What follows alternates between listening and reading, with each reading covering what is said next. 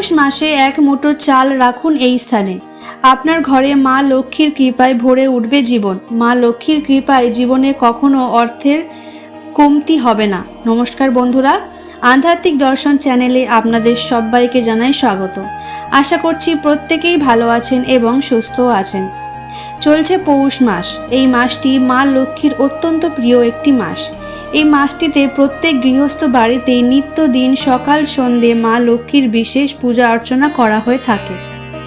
গৃহস্থ বাড়িতে সুখ শান্তি এবং সমৃদ্ধির জন্য পৌষ মাসে প্রতিটা দিন মা লক্ষ্মীর আরাধনা করা অত্যন্ত শুভ বলে মনে করা হয়। অঘ্রাণ মাসে নতুন সদ্য ধান ঘরে তোলা হয়, তাই পৌষ মাসে গৃহস্থ ধানের গোলা রান্নাঘরে ভাড়া পূর্ণ থাকে। পৌষ মাসে প্রচুর মানুষের বাড়িতে মা লক্ষ্মীর পূজা করা হয়ে থাকে। গ্রাম বাংলার দিকে প্রচুর বাড়িতে ধান্য লক্ষ্মীর পূজার রীতি এখনও প্রচলিত আছে। তাই পৌষ মাসে ধান বা চালের কিন্তু একটি বিশেষ গুরুত্ব রয়েছে। হিন্দু পঞ্জিকা মতে কিন্তু দেখবেন কোনো বিবাহের দিন কিন্তু থাকে না।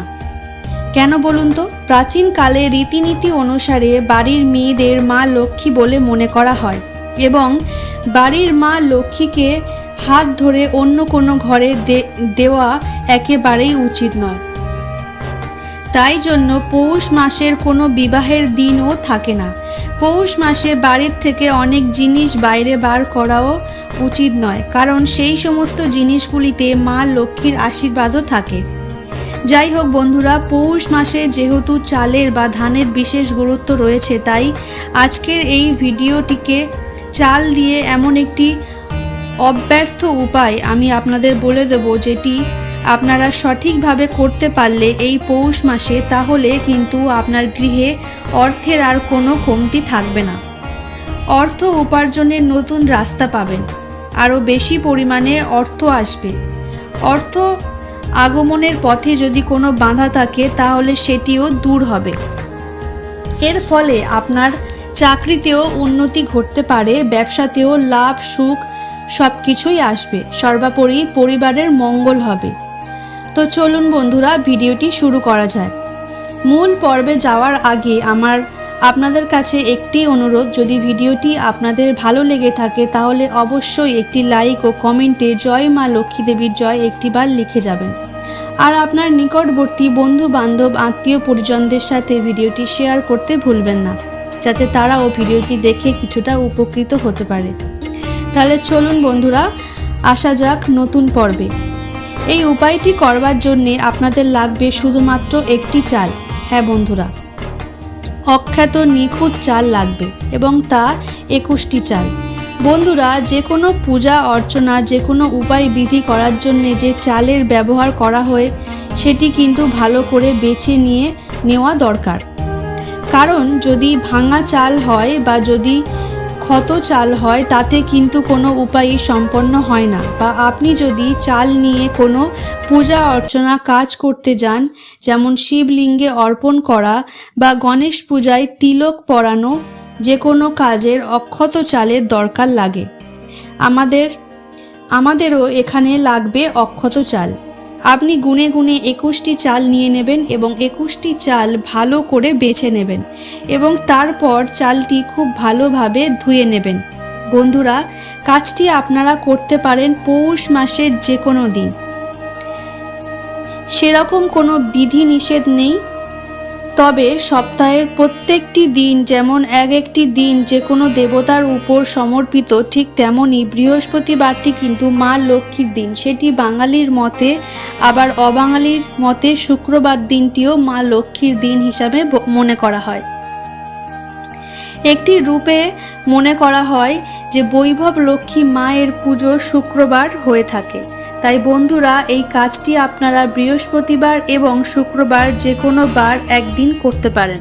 তবে যেদিন কাজটি করবেন সেদিন কিন্তু সকাল থেকে কিছু নিয়ম বিধি আপনাদের মেনে চলতে হবে এবং বিধিপূর্বক কাজ করবেন, তাহলেই কিন্তু অত্যন্ত ভালো ফল পাবেন। আগামী বৃহস্পতিবার যদি কাজটি করতে চান তাহলে অত্যন্ত ভালো করতে পারেন।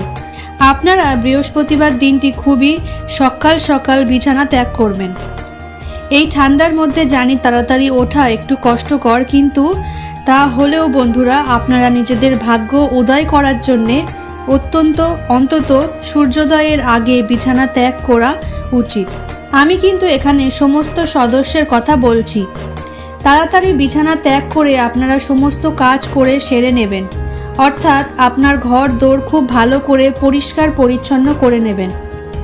জানেন তো বন্ধুরা, মা লক্ষ্মীর সামনে প্রদীপ ধূপবাতি ধরিয়ে মাকে অর্পণ করে দিলেই মা লক্ষ্মী কিন্তু সন্তুষ্ট হন না। মা লক্ষ্মী এরকম কোনো ঘরে আসেন না যে ঘর পরিষ্কার না। মা লক্ষ্মী সর্বদাই প্রিয় হচ্ছে পরিষ্কার পরিচ্ছন্নতা। তাই আপনার ঘরটি একদম পরিষ্কার পরিচ্ছন্ন করে রাখবেন।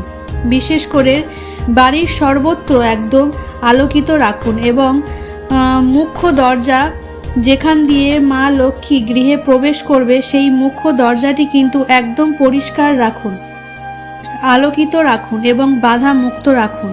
অর্থাৎ আপনার মুখ্য দরজার বাইরে এমন কোনো জিনিস রাখবেন না যাতে মা লক্ষ্মী আপনার ঘরে আসতে বাধাপ্রাপ্ত হন। অনেক পূজা অর্চনা করার পরেও আপনার এই সামান্য কিছু বিধি নিষেধ না মানেন তাহলে কিন্তু মা লক্ষ্মী আপনার ঘরে আসবে না। তাই পরিষ্কার পরিচ্ছন্নতা করেই বিশেষ করে নিজের ঘরটাকে পরিষ্কার পরিচ্ছন্ন করে নেবেন। তারপরই সকালবেলা স্নান সেরে জামা কাপড় পরে পূজা অর্চনা করবে। ঠিক যেরকমভাবে বৃহস্পতিবার ঘট স্থাপন করে মা লক্ষ্মীর পূজা অর্চনা করেন, ঠিক সেরকমভাবেই আপনার সম্মুখ দরজা অর্থাৎ আপনার ঠাকুর ঘর মা লক্ষ্মীর চরণে আলপনা এঁকে দেবেন।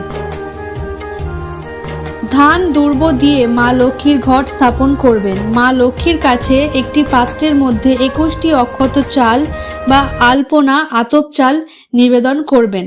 হ্যাঁ বন্ধুরা, সেদ্ধ চাল কিন্তু কোনো পুজোর কাজেতেই লাগে না, তাই আমাদের আতপ চাল নিতে হবে। 21টি অক্ষত আতপ চাল আপনারা নিয়ে নেবেন। সেই অক্ষত আতপ চালটি আপনারা একটি পানের উপরও নিবেদন করতে পারেন, কিন্তু যদি পান না হাতে থাকে তাহলে ঠাকুরের কোনো পিতলের বাসনের উপরেও 21টি আতপ চাল নিবেদন করতে পারেন। সেটি মা লক্ষ্মীর চরণের সামনে রাখবেন। তারপর সেই পাত্রটি মধ্যে একটি চন্দনের তিলক, একটি সিঁদুরের তিলক করে দেবেন। যদি আপনার ঠাকুর ঘরে কাঁচা হলুদ থাকে বা হলুদ গুঁড়ো থাকে তাহলে সামান্য হলুদ গুঁড়ো দিয়ে সেই চালগুলো যদি হলুদ রং করে দিতে পারেন তাহলে অত্যন্ত ভালো। কিন্তু যদি ঠাকুর ঘরে হলুদ না থাকে বা কাঁচা হলুদ না থাকে তাহলে প্রয়োজন নেই, কারণ রান্নাঘরে থাকা ব্যবহার করা হলুদ পুজোর কাজে ব্যবহার করবেন না। যদি আপনার ঠাকুর ঘরে হলুদ গুঁড়ো থাকে তাহলে অবশ্যই তা ব্যবহার করতে পারেন। সামান্য হলুদ দিয়ে সেই চালগুলো সামান্য হলুদ রং করে দিতে পারেন, তাহলে অত্যন্ত ভালো ফল পাবেন। কিন্তু যদি সেটি না থাকে তার বদলে আপনারা তা নাও দিতে পারেন। যাই হোক বন্ধুরা, মায়ের চরণের কাছে সেই 21টি আতপ চাল আপনারা রেখে দেবেন। প্রতিদিন ধূপকাঠি জ্বালিয়ে মাকে ফুল অর্পণ করবেন।